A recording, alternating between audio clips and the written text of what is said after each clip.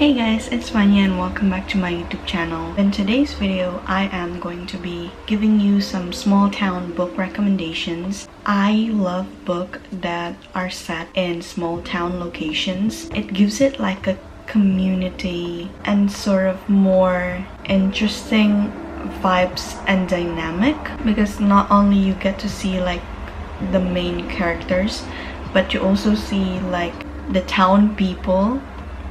So let's go straight into this video. Small town book recs coming your way. So the first book that I want to mention is Book Lovers by Emily Henry. This book is so good. It takes place in the male main character's hometown, I believe, and the dynamic between the female main character and the male main character, Nora and Charlie, is just so good. Like, their banter is so funny. The way the female main character is portrayed in this book, I love her so much. And Emily Henry's writing never miss. So you should definitely read Book Lovers if you're looking for like your first Emily Henry book to read, or you need a small town romance book. I would really recommend Book Lovers. The next book is The Final Offer by Lauren Asher. This is the third book in her Dreamland Billionaire series.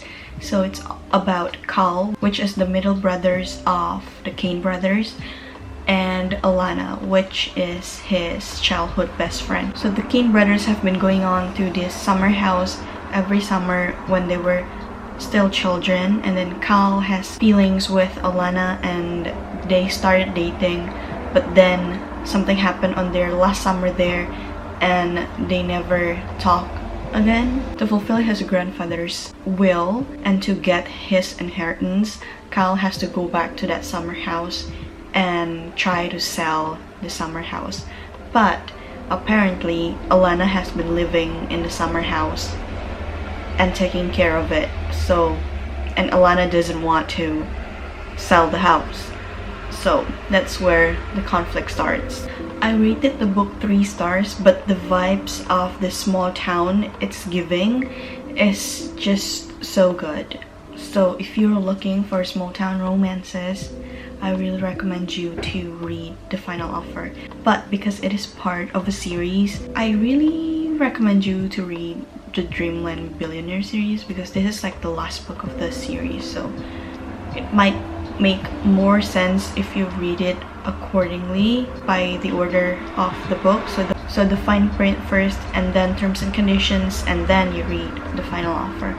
But I really recommend you to read The Final Offer because of the small town vibes. The next book that I want to recommend is The Bodyguard by Catherine Center. This book I have mentioned a couple times already as well in my videos previously, because I love the book. It's perfect for like a cute romance read. It's just giving all of the small town vibe. So Jack is an actor and Hannah is a bodyguard. So like Hannah is hired to be Jack's bodyguard during his time in his hometown with his mother. And so Hannah goes to this small town to be close to him, right? But Jack doesn't want her mother to know that he needs the protection because he's so famous and all that. So they decided to make Hannah his fake girlfriend, so that his mother will think that Hannah is just his girlfriend. But actually Hannah is there to protect Jack from like all of the stalkers and the danger of being a famous person. So that's the premise of it. It's so good. Please read it if you haven't already. It gives the perfect small town vibes, although it is not mentioned a lot, but it is so good. I really recommend you to read this if you haven't already. I rated this one a 5 stars out of 5 stars, so yes, just trust me on this. The next book that I want to recommend is Sarah Adams' Rome, Kentucky series. So the first book is When in Rome, and the second one is Practice Makes Perfect. So When in Rome is about Amelia and Noah. Amelia is a pop star and Noah is the town pie shop owner. Just from that descriptions, it's just giving cozy small town vibes cute romance, right? Amelia needed to get away from her busy life and she just needed a break, so she went on an adventure to find Rome, but the Rome that is close to her is in Kentucky. So she went to Rome, Kentucky, and then she met Noah, and then her story goes from there.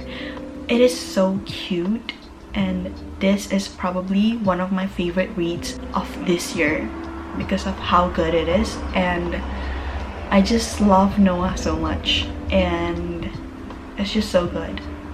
So you need to read that if you are looking for small town romance vibes, because the town people there is so interesting, and I really love Mabel, which is one of the town people that are very close with Noah. She's so funny and just the wisest person ever. So yes, I really recommend When in Rome for you to read. And actually, before I want to read When in Rome, I wanted to read Practice Makes Perfect because it is her latest release, but then I figured that it is a part of a series, so I started to read When in Rome first, and then I read Practice Makes Perfect.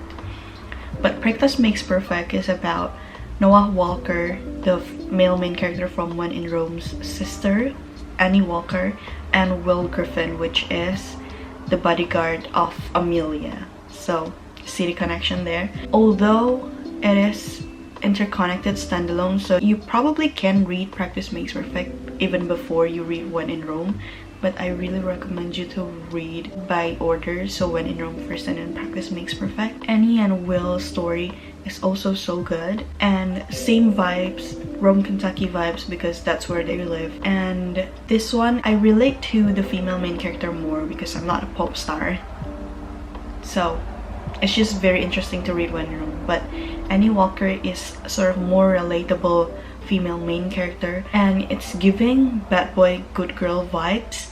So if you're into that kind of story, go give it a read. I rated this one 4 stars and When in Rome 5 stars. So I don't like Practice Makes Perfect as much as I like When in Rome, but it's still so good. It's still worth the read. I've heard very mixed reviews about Practice Makes Perfect. So many people love it, but then so many people think that it is a letdown from When in Rome. Try and give it a read, and when you did, let me know in the comments what you think of the series, the Rome, Kentucky series. Cannot wait for the new one though.